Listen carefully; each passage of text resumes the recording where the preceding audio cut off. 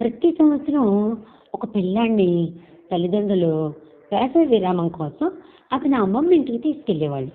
మళ్ళీ 2 వారాల తర్వాత అదే రైల్లో ఇంటికి తిరిగి వచ్చేవారు.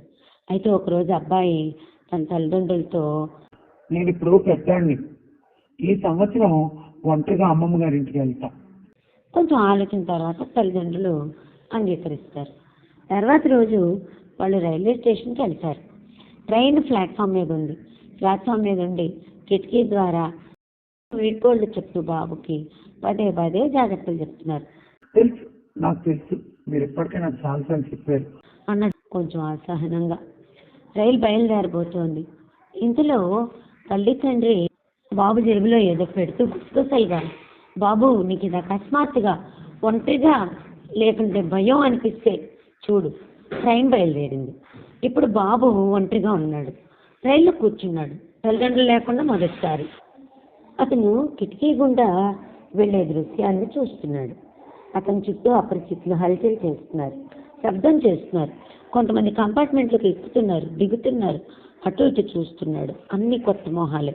తెలిసిన మొహం ఒక్కటి లేదు. ఒంటరిగా ఉన్నాడనే భావన వాడికి వచ్చేసింది.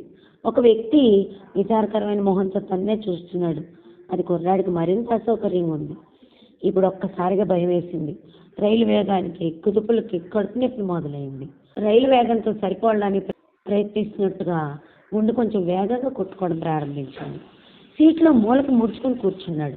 ఒక్కసారిగా అతని కళ్ళల్లో నీళ్లు. ఆ సమయంలో అతనికి తన తండ్రి తన జేబులో ఏదో ఉంచినట్టు గుర్తొచ్చింది. వణుకుతున్న చేతితో అతను ఆ జేబులోంచి ఒక కాగితాన్ని తీశాడు. అందులో ఇలా ఉంది: భయపడద్దు, నేను నెక్స్ట్ కంపార్ట్మెంట్లో ఉన్నాను. ఒక్కసారిగా కొండంత ఆత్మవిశ్వాసం, ధైర్యంతో మొహం మెరిసిపోయింది.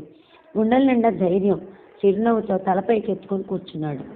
గుండె వేగం తగ్గింది. కడుపు నొప్పి ఛాయలు లేవు. అపరిచితుల మధ్యలో చాలా సౌకర్యంగా ఉంది. ఇప్పుడు అందరి జీవితాల్లో కూడా ఇదే పరిస్థితి. దేవుడి లోకంలో మనల్ని పంపించినప్పుడు మనందరి జేబులో కూడా ఓ నోటు ఉంచుతాడు, నేను మీతో ప్రయాణిస్తున్నానని. కాబట్టి భయపడద్దు, నిరాశ చెందకండి. ఇది మీ శారీరక మానసిక ఆరోగ్యాన్ని ప్రభావితం చేస్తుంది. ప్రస్తుతం ప్రపంచంలో మనుగడ కోసం పోరాడుతున్న ఈ అనిశ్చిత సమయాల్లో ఎవరో ఒకరు నీ కోసం ఇంకొక కంపార్ట్మెంట్లో, అలాగే వేరెవరో నీ సహాయం కోసం వేరే కంపార్ట్మెంట్లో ఉండొచ్చు. భగవంతుని విశ్వసించాలి, ఆయనపై నమ్మకం ఉంచాలి. మన ప్రయాణం అంతటా మన దేవుడు మనతో ఎల్లప్పుడూ తోడుగానే ఉంటాడు. Thank you.